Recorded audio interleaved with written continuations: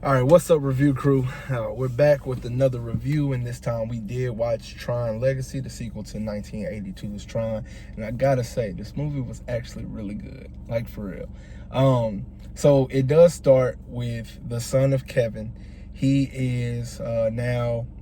is now in charge of like Incom, which is the software company. And he went missing back in 1989 when his son Sam was only 7 years old. When he went missing, it was presumed that he was dead, but Alan, his friend from the previous movie, was saying like, he's not dead. He's knowing exactly what he set out to do. What he set out to do was go back to the grid and basically form like a perfect world, one that he could eventually incorporate in the real world. So Sam, he goes and he basically does like a prank where he goes to Incom, being, the biggest shareholder. He breaks in and he releases their signature software. He releases it online for free because that's what the dad intended. Since the dad's been missing for so long, they've been trying to marginalize on everything and basically plot to get money instead of like doing what Kevin wanted to do the entire time, which is make a software that was free for everyone to enjoy and be able to, live happier, essentially. This does land him in jail, but Alan posts his bail. When he does get out, Alan tells him about a page that he got. And this page was from who we think to be Kevin, basically saying that the answers to everything is back at the arcade. So we go to Flynn's arcade and he notices that the Tron game has like a little like symbol on it that looks like it can open and close. So it does open. He goes in, closes in, and then just like his dad in the previous movie, he gets ported into the grid. But this time the grid is a little different.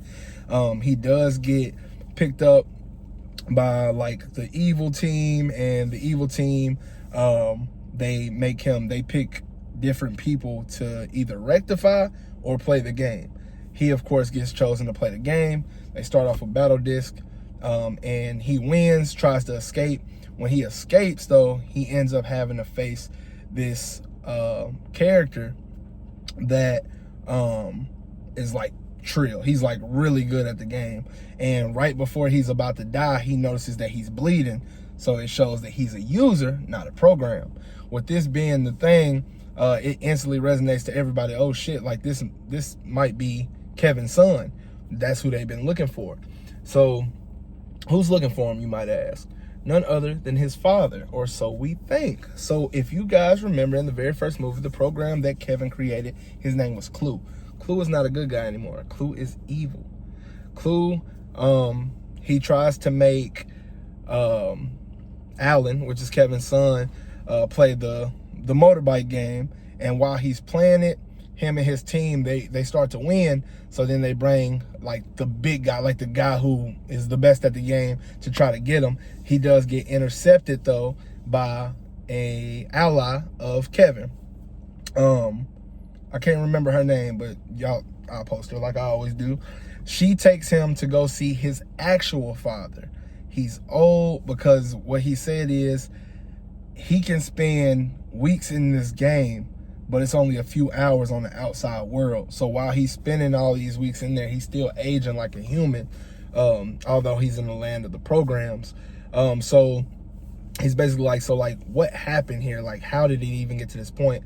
And it's revealed that he had Tron. So it was Kevin, Tron, and Clue.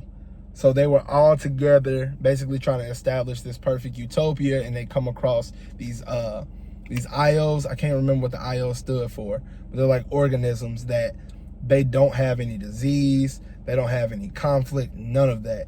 And he decides, like, they keep multiplying, and he decides that if he can transport that type of system, I guess you'll say, to the real world, there would be no more diseases. Everybody would be happy and, living better, essentially. But when that happened, his Clue, he decides that everything needs to be perfect. So he does a purge in which he kills all of those IOs except one, which is the girl who saved Alan. So He goes through and tells him everything that happened, why he can't leave. The reason why he can't leave is because it's like a safe. Once that portal closes, you can't open it from the inside. You can only open it from the out. Since Alan entered in, the portal is now open, and they have to find a way to get out of there, out of the grid as soon as they can.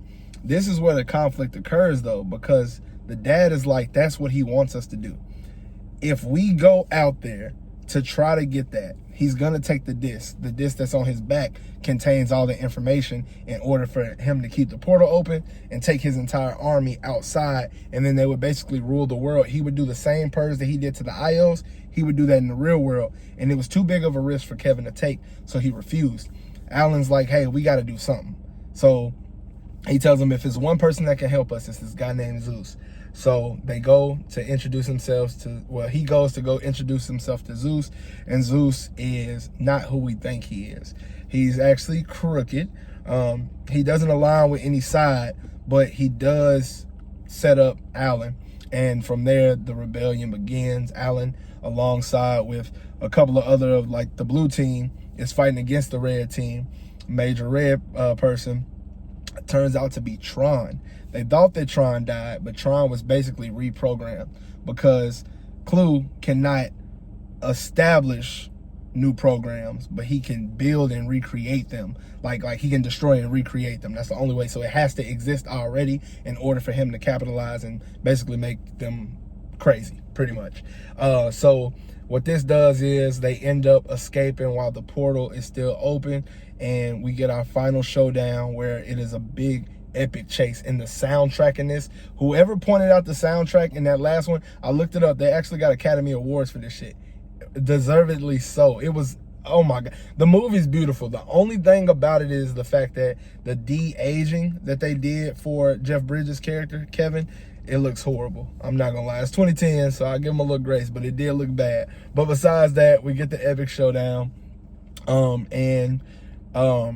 When Alan jumps over there with the girl to exit the world, he's trying to save his dad. His dad has to sacrifice himself. He absorbs Clue within, and then it blows up the entire grid, and they end up escaping. So once they get to the real world, he does take, I think her name is Yuri.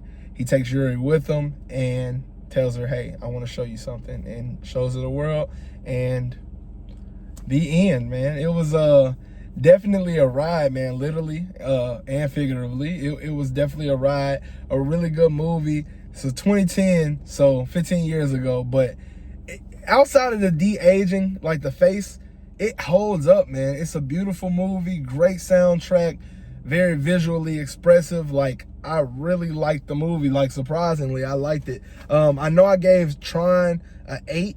I'm going to drop Tron down to a 7 and give this one an 8 because I think this one was better. It could be that it's more recent, but it does just make me, like, really want to see Ares even more.